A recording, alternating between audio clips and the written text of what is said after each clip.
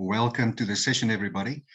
I am going to really touch on two issues that are fundamental and touch probably every aspect of your life. These two issues is going to affect you in your business. It's going to affect you with your team. Not only there, but it's also going to affect you in terms of your family. My name is Henk Swanepoel, and maybe just a very short introduction on myself. And I'm going to do it differently. I'm a married man. I'm the husband of one wife for the last 34 years. I've got a son in Cape Town that is just over 30 years old. I've got a daughter in South Korea that is 27 years old and a daughter-in-law. I'm a family man, and my focus is truly really to help people to become who they should be, in discovering really the reason and purpose and getting meaning, finding meaning in terms of their lives and their business and their family. Now, with regards to the session, I want to start it off by getting off in terms of a very informal manner and in a light way. There was a professor that made this statement in a marriage seminar, and he said the following. And yes, the statement, he said, "A woman without a man is nothing." And of course, the men jumped onto that and they brought their interpretation to that statement. And here was the men's interpretation. It sounded like this: "A woman without a man is nothing." And of course, the ladies had to say something. And when the ladies brought their interpretation, it sounded something like this: "A woman without her man is nothing." So it really just depends on where you add the commas in what you are saying, and it changes the meaning of everything that people are hearing. This is so important because it happens every day in our everyday life, in our business, in our teams that we operate, and also with our families. Where do you put the commas is changing the meaning. And where you put the commas in the way that you talk to people is going to change the meaning of what they hear. And that will have an effect on their effectiveness. It will have effect on their engagement in what they're doing. It's going to have an effect in their productivity, for the good or for worse. If you look at this picture, have a look and kind of just figure out what is it that you see there. And this has got everything to do with your perspective. When we change our perspective on something, it changes the meaning of what we experience, of what we see. So when you look at this picture and you change your perspective, there it is. That is what it means. So for those that actually can follow and see the pictures, that makes a lot of sense. For those of you that maybe don't see the pictures, please feel free to look at the webinar afterwards so that you can get the content of what we're saying here. This looks like a rock floating in the air, but when you put it in perspective, then everything makes sense. And really, this is what I want to deal with today. If you want to change where you are and you want to go to a place where you believe you could be and should be, then it is important to know that for anything to change, you have to let go of the old things on purpose. The old things are not just going to let you go. They're going to hang on to you. They're going to make sure that you are reminded of the past, of the things that didn't work, or maybe the things that did work. But the issue here is, if you want to move on, if you want to grow, if you want to get your business to the next level, if you want to get your teams to the next level, if you want your family to become more connected, if you want your family to be more a family that functions productively and where relationships are really working, then you got to let go of what was in the past. Now, in the context of what we talk here this morning, these two issues that I feel are really, really important, and it touches every aspect of your life. I'm going to deal with the first one now. And please understand, we're just going to skim over it. We're just going to touch the basics of it, because there's a lot in it to be discussed. And you're welcome to engage with me afterwards if you want to, in terms of dealing with these issues deeper, especially within your business and maybe even within your family. We can see that no conflict can be solved as long as all parties are convinced that they are right. I've heard so many business owners say the following, or business leaders. They say, you know what, I don't have problems. Actually, I just have people. I don't have problems, I just have people. And by that they're saying is, man, people are so difficult to deal with. If it wasn't for the people, the business would be so easy. And this is the issue. You have people. And it's people that's going to make your business work. It's the family members that make your family work. And one of these issues is what we're going to deal with now. So there are two words that's going to come up here that sits under the surface of the water on this picture of the iceberg. And I want you to identify, choose two words, just two words, that best describe your current experience that you have in your business and maybe in your family. So here they are. I'm going to bring them up slowly. Here are some words. There are many words that you're going to see here. Relationship, faith, heartset, failure, fear of failure, attitude, your adaptability, your capability. And then they get added, many words. So I want you to take two words that you think best describe your business right now, being in a good place or being maybe in a bad place, the same in terms of your relationship. And then there is this rest of the words that are getting added to it. Many words. So take a moment, have a look at the words, identify which of these two words best describe your business. And then I want you to, after the session, ask yourself this question. Why are these two words the two most important words that I've identified? Why is that? Why is that the two most important words in terms of describing my business or the issues I face in my business, or describing my family or the issues I face in my family? So that's something that you can go and have a look at. You'll see one word stands out here, and this is the first issue that I want to touch on. And it's the issue of what we call self-deception. You know, self-deception is exactly what it says. You actually don't know that you are deceived. It's that area of your life that you don't know what you don't know. Everybody else can see it except you. You can't see it. And on this issue of self-deception, I want to take one element of that self-deception, which is called self-betrayal. And I would just want to take a moment and talk about it. Now, I'm going to use an example of myself and my family. So what was it, about 30 years ago, when Joshua was born, he would wake up every time of the day and night, right? Everybody that has been married and have children will understand this. So this is just an example to explain the issue of self-betrayal. So I would get a sense, 2 o'clock in the morning, right? I get the sense, man, I got to get up. I got to tend to Joshua. I need to let Haley, my wife, sleep. So I have a sense that I need to get up and I need to help her. Let me do it. And then I have a choice. You know, I can honor that sense that I had, that I need to get up and help. I can honor it, or I can betray that sense. Self-betrayal, that's what it's called. The moment I make the choice to not do it, to betray that sense that I had, then a few things kick in. Things kick in with regards to how I start to see myself and how I start to see my wife, right? So here are a few things. How do I start to see myself the moment I betrayed myself? Man, I'm going to find reasons to justify why I didn't get up. The first one is, man, I feel like a victim because, you know, I'm the one that's hardworking, that needs to get up at 5 o'clock in the morning, sit on the road, go and bring in the money, pay the bills. I'm hardworking. I've got a very important meeting at 9 o'clock with a CEO, and I'm going to be tired. I need my sleep. This is not fair. She's not sensitive. I'm a good dad. I take care of my children. And then how do I begin to see her? Well, you know, she's faking this thing. She's sleeping. She's lazy. She's inconsiderate. She's not taking my needs into account, you know, for all the things I need to do in the next day, that big meeting that I have. She's a lazy mom.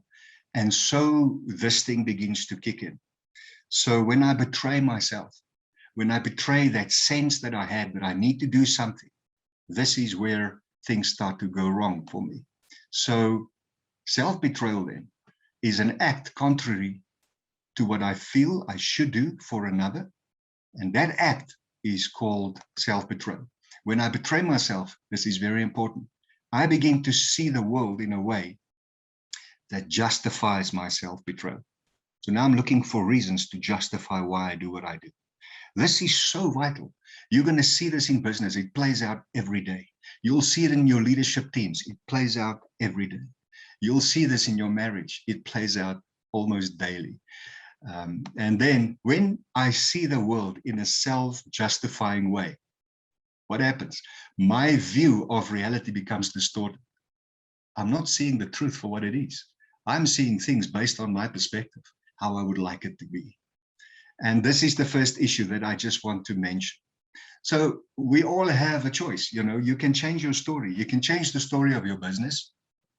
You can change the story of your team. You can change the story of your family.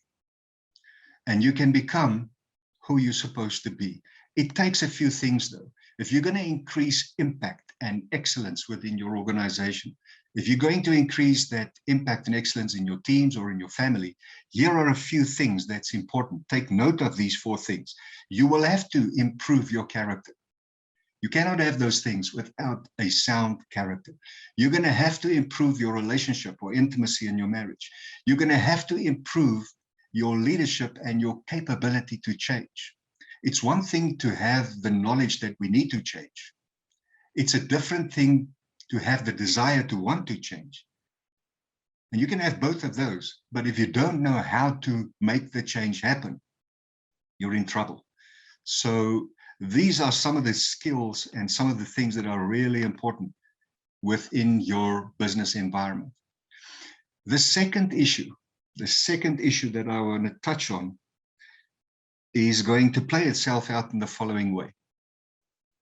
And this is the one thing common to every individual, every relationship, every team, every organization, even the nation, the economy, and civilizations throughout the world. This one thing is common. One thing which, if it is removed, it's going to destroy the most powerful government, the most successful business, the most thriving economy, the most influential leadership, the greatest friendships, the strongest character, and even the deepest love. This one thing is operating 24/7, 365 days. It never sleeps. It undergirds and affects the quality of every relationship, every communication, every work project, every effort of service that we engage in. What is this? Well, you can have a 10 out of 10 strategy. You can take that 10 out of 10 strategy and hook it into an execution system, which is also 10 out of 10. And that should give you a business result of 100, right? Now, for most people, that would make sense. I've got the best strategy.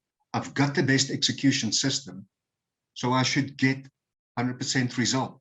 However, for most companies, this is not the case. Why? Because there's this one hidden variable.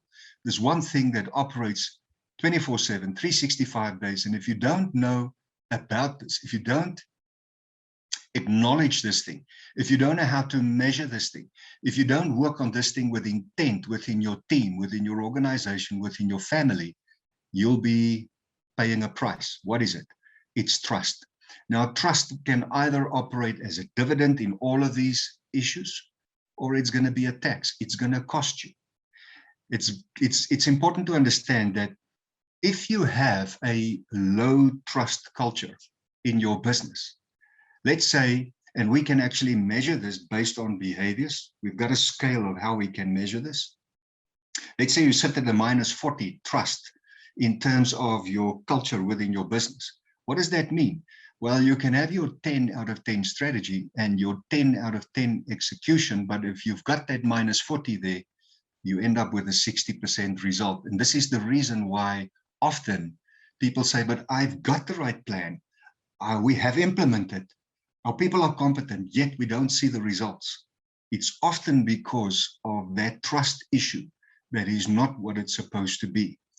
The positive is also true. If you have a high trust culture, you can actually exceed your outcome. You can become a lot more than what you plan it to be. Now, why is this important? Because there are economics around the issues of trust. High trust, what does it mean? There's going to be high speed of delivery. And if you have high speed of delivery, you're going to decrease your cost and you're going to decrease your risk. So there are economics around this issue. There's a bottom line issue on this. Unfortunately, most people don't know how to measure it, and therefore it doesn't get measured, even though everything else is measured. And this is fundamentally important in terms of how you go ahead and really have an impact. Now, to just kind of move a little bit further on this issue, I want to talk for a moment just on how you build a trust account. This is very important. All of us have bank accounts. We understand how a bank account works. You deposit and you withdraw. And there's a few important realities around a trust account. The first thing is each trust account is unique. What does that mean? It means that not everybody views trust in the same way. Not everybody will have the same perspective when they talk about trust. That means that when I talk about trust, from my perspective, my expectation of how and what a good deposit is going to be different from yours. It's very possible. And that can be a problem. All deposits and withdrawals are not equal. What constitutes a deposit to one person may not be to another. You see this play out often in marriage. You see it often playing out within business, where the manager would have a certain expectation and he would make a certain deposit. And according to him, this was a great deposit. But that employee views that deposit as weak, insignificant, and it doesn't get that employee to engage. And there's no motivation or a willingness or a desire that is being created for them to actually go beyond what is needed to walk that extra mile. Also, withdrawals are typically larger than deposits. What does that mean? It means that within the way people are, there's this thing of, you find that people are often more negative, prone to be more negative than positive. And therefore you'll find that a withdrawal is often viewed as more important than a deposit.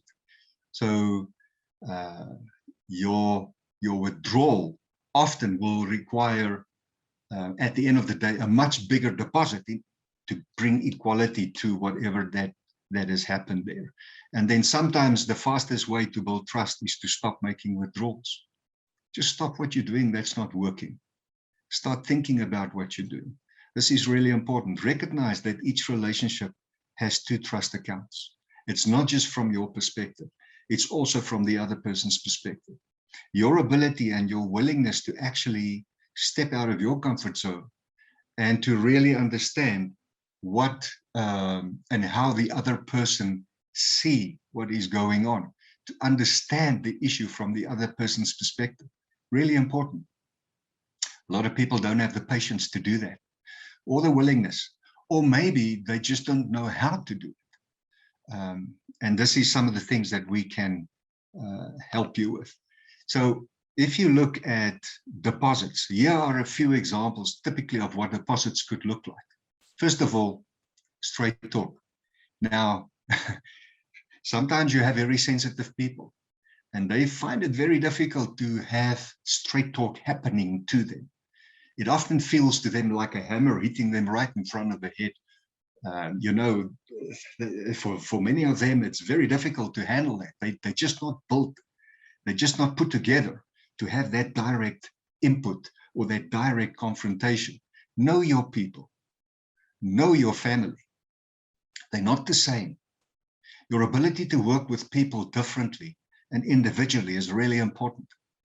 If you do not know your people in that way, there is the trap that you can step into where you treat people the same. And when you begin to treat people the same, you're not helping yourself, you're not helping your business, you're not helping your team, you're not helping your family. You've got to work with individuals where they are at. And this is effort. It really is effort. And nobody said that this is going to be easy. Your willingness and your ability to invest in your people, to get to know them, to relate to them, to ensure that they're capable to do what they're supposed to do.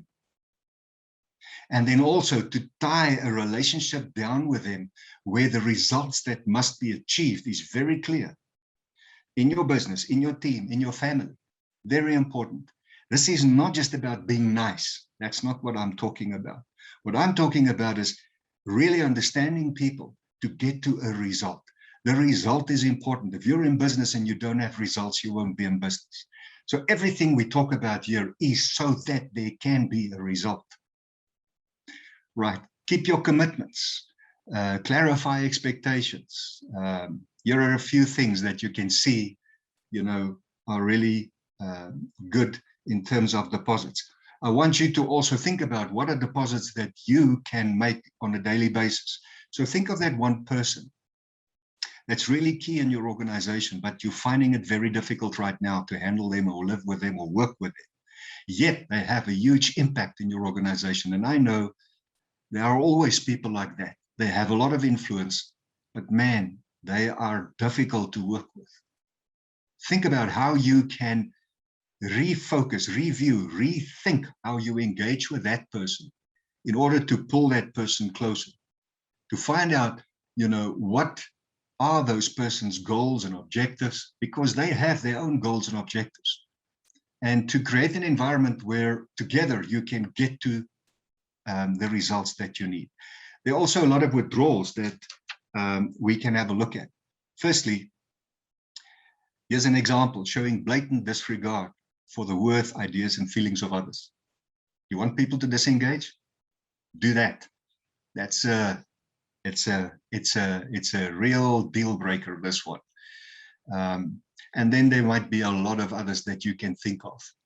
So if I'm going to just summarize what we've said, so the two issues that really becomes important here. The first issue that affects your life, that touches your life all the time, is this issue of self-deception. Please understand that if you are not on purpose looking at yourself and the environment, you will miss this one. And when you are deceived, you are deceived. You don't know that you're deceived. That's the issue. If you don't know you're deceived, then everybody else can see why things are not working except you. And self-betrayal is that issue of how you begin to justify your actions and behaviors, and it distorts the way that you look at everything. Problematic. So that would be the first issue that one can begin to look at and deal with. And the second one that really deals with this, that is important, is the issue that works 24/7, 365 days a year, and it's the issue of trust. When someone trusts you, they'll come closer to you. If someone trusts you, they will be willing to let go of certain things.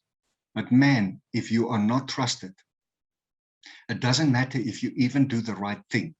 They will always find a reason. There will always be something of why it doesn't work, why it's not right, of why this is not going anywhere. So I think I'm going to kind of end the session here on these two issues. I hope this is helpful. There are a lot more depth to everything that I've said. This is really just skimming over the top. And thank you. Have a good, successful day.